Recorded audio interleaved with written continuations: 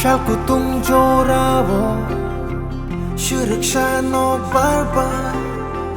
Fayo kha kutal mol tubu Pini pini watu Shalku tum joravo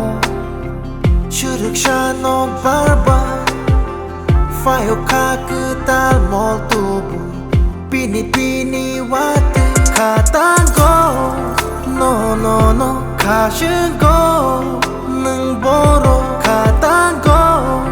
No no no Kashingo Nung boro Thopsa Watwi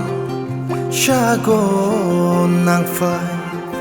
Nini kok shungo Nung boro hina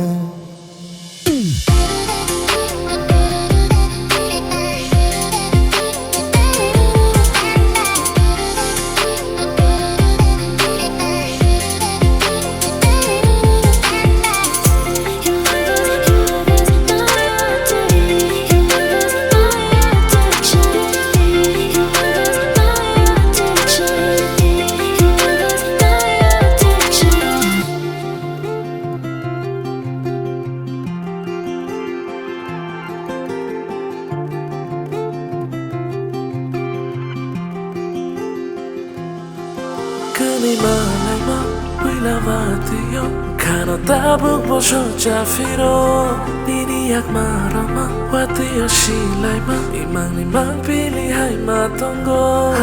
Kani malai ma Puila wati yo Kano tabuk bosho jafiro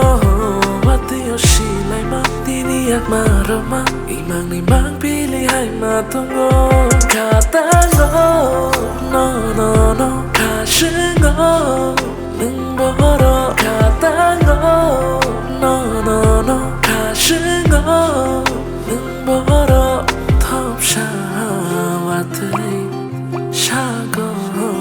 nang fai Nini kok shungo Nung boro